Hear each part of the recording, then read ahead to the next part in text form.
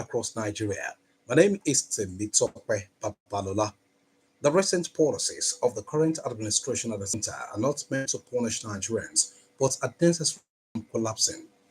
President Bola Tinubu gave the explanation at a conference of the Nigerian Institute of Estate Surveyors and Valuers held in Abuja. Represented me and expanding revenue sources. This, according to him, informed the government's drive to implement policies that enhanced income from taxation while upholding fairness and transparency. The nation's number one has given the Nigerian army a pat on the back for their support and effort in providing security along the Ilela Sokoto Badagry Superhighway project. President Bola Tinubu's commendation was delivered by the Minister of Defense, Alhaji Muhammad Badaru, during at the Forward Operations Base, Laguerre, in Kebbi. This was confirmed in a statement by the personal assistant to the Minister of Media and Publicity, Mr. Mati Ali, this Friday in Abuja. The minister said the road project was a critical component of President Tinubu's Renewed Hope agenda designed to enhance economic activities and improve transportation across Nigeria. The road, which starts from Ilela town in Hilela local government of Sokoto State, is expected to pass through seven states of Sokoto, Kebbi, Niger, Kwara, Oyo, Ogun, and Lagos states. The Nigeria Police Command in Anambra says President Bola Tinubu's successful official visit to the state has confirmed that the state is safe. The State Commissioner of Police, CP Ikioye Orutogu, stated this in Oka.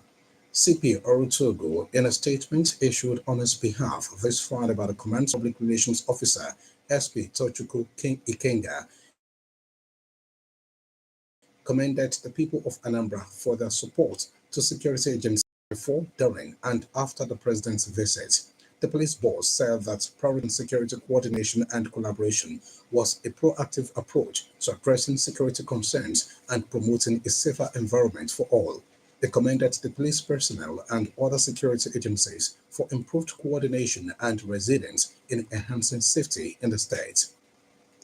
In the meantime, core members have been charged to imbibe values such as tolerance, respect, resilience, and discipline, as well as other core national values. The Open National Orientation Agency, NOAA, Mrs. Oyebisi Handel, who gave the charge while delivering a lecture to the 2025 Batch A-1 core members posted to the state, said such values would enable them to play their roles as responsible citizens and contribute to nation building, emphasizing that religious, cultural, and political tolerance can serve as a catalyst for a peaceful and harmonious society. Mrs. Ando urged them to promote national development and coexistence, as well as spread the message of civic values wherever they are posted. Represented by the Youth Engagement Initiative Desk Officer, Mr. Femi Famure, the NOAA State Director said the lecture was in fulfillment of the agency's mandate to orientate, mobilize, and sensitize Nigerians on government programs and national values. The event was attended by NYC officials, heads of collaborating agencies, and representatives from the NYC Southwest Area Office. The Ogun State government says the Gateway International Agro-Cargo Airport is equipped with some of the most advanced technology in the country's aviation sector. Speaking when he led journalists on a facility tour of the airport located on the Iperu-Ilishan Road, the managing director, Captain Dapo Olumide, explained that the airport's radar systems can detect aircraft movement as far as Accra, Yaoundé, and Douala despite air traffic control being managed from Lagos. He emphasized that modern technology was adopted not for luxury, but to ensure long-term cost efficiency and reliability.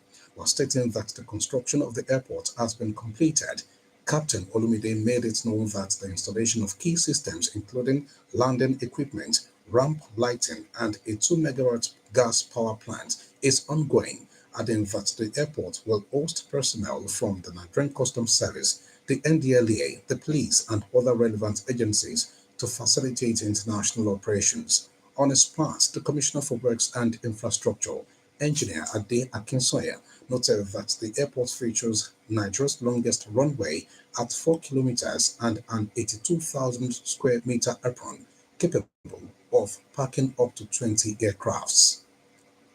Meanwhile, the authorities in the Gateway State remains committed to promoting financial inclusion and gender responsiveness to empower women in business. The Commissioner for Women Affairs and Social Development, Honorable Adijat Adeleye, made the assertion while speaking in Abeokuta. Honorable Adeleye emphasized that gender equality and economic empowerment are crucial for creating an inclusive and prosperous future for women, enabling them to thrive in their various businesses. She highlighted the importance of women entrepreneurs in driving financial growth and economic development. The commissioner noted that the current administration has positively impacted over 100,000 women, breaking barriers and fostering economic development. Nigerians have been called upon to embrace government agricultural policies designed to improve household consumption, sustainable livelihood, and financial empowerment. The Permanent Secretary, Ogun State Ministry of Agriculture and Food Security, Mrs. Kende Jokotoye, made the call in an interview with OGBC. Mrs. Jokotoye explained that the government has established a monitoring mechanism to track the progress of beneficiaries across the state's 20 local governments. She also made it known that grievance redress mechanisms are in place are in place at local government and community levels, allowing citizens to report concerns to the ministry for resolution. The permanent secretary assured that the government will continue to develop programs aimed at enhancing the well-being of the citizens. And now to sport. The Athletics Federation of Nigeria (AFN) has announced the withdrawal of Team Nigeria from the 2025 World Relays in Guangzhou, China, due to late issuance of visa. The federation explains that the issuance of visa this Friday is far too late for meaningful participation in the competition, adding that the last-minute issuance occurring on the very day the team is scheduled to arrive in Guangzhou renders participation logistically impossible and demonstrates a fundamental failure of the Chinese administrative processes.